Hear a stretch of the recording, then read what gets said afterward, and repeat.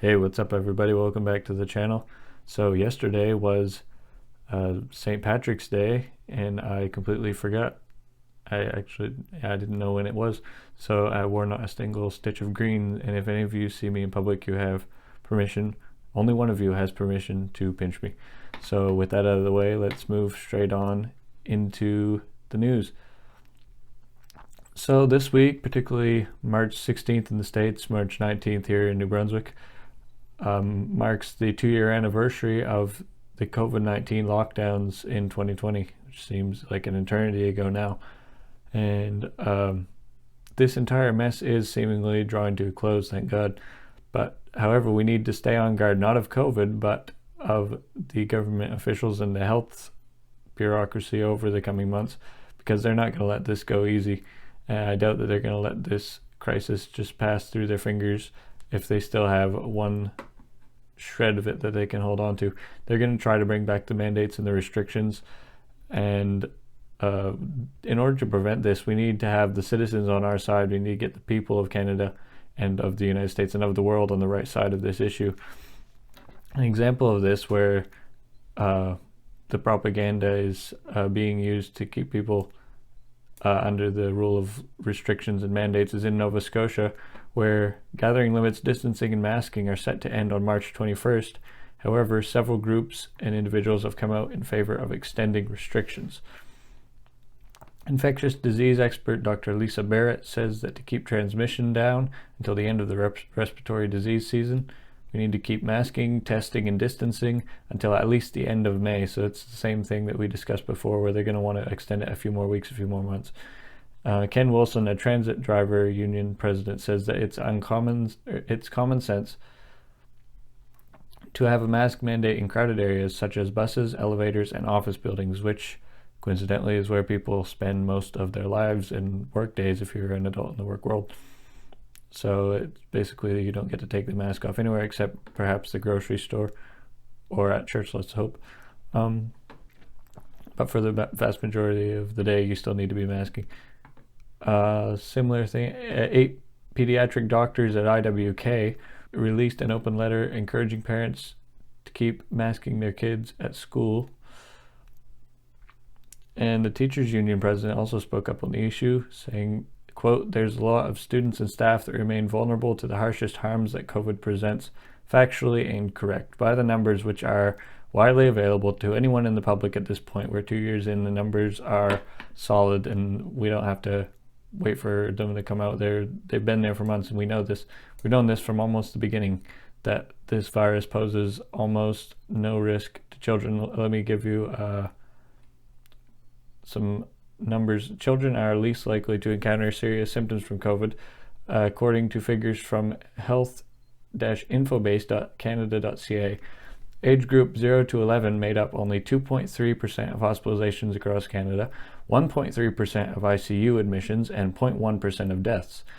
The age group 12 to 19 fared even better, making up only 1.2% of hospitalizations, 0.7% of ICU admissions, and 0% of deaths.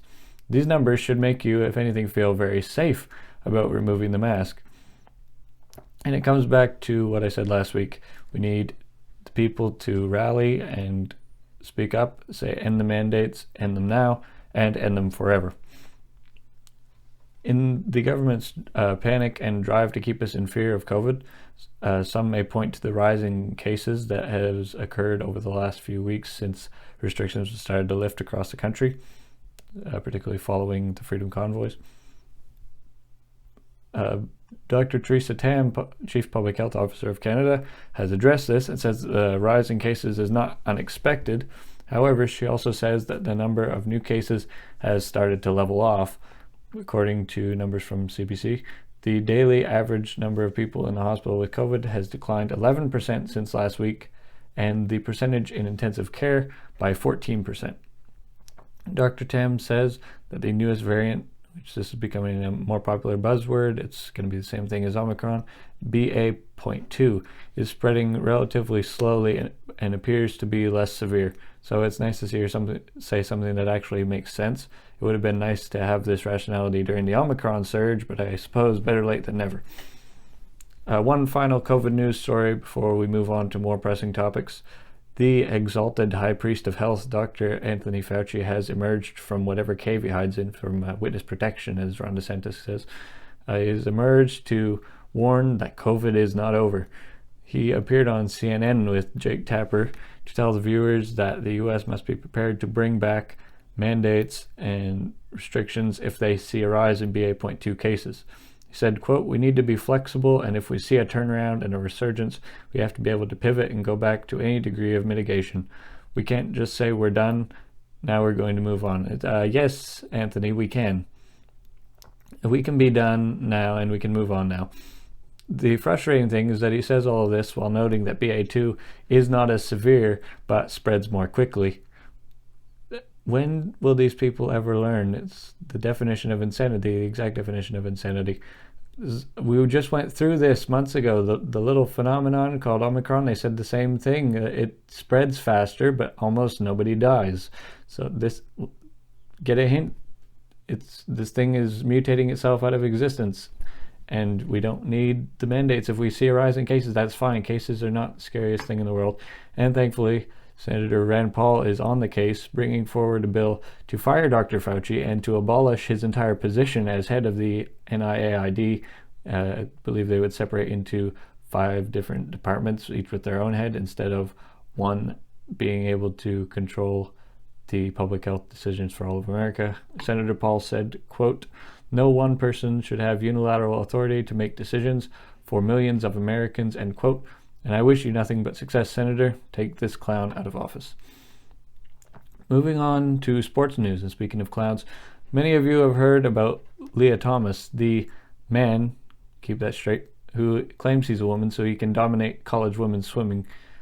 And on Thursday, he became the first transgender woman to win an NCAA swimming championship. And here's how that looked.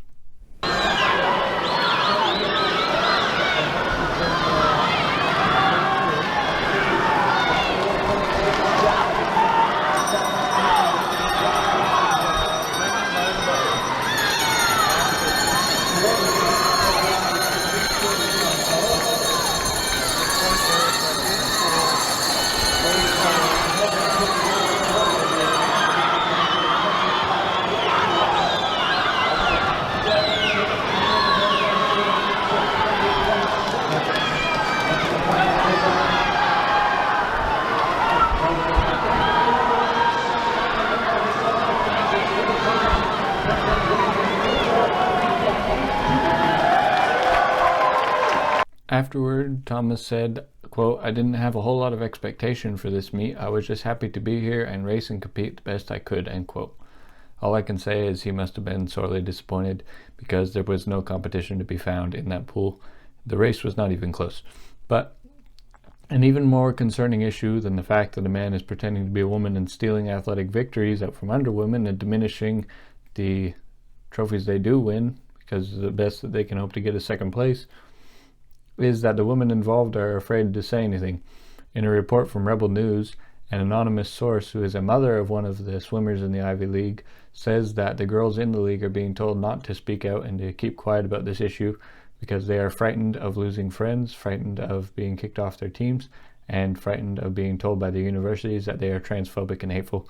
And we have reached a very dark point in our civilization when people are afraid to state basic truths about biology for fear that they'll be cancelled and labeled as hateful for not going along with the established narrative.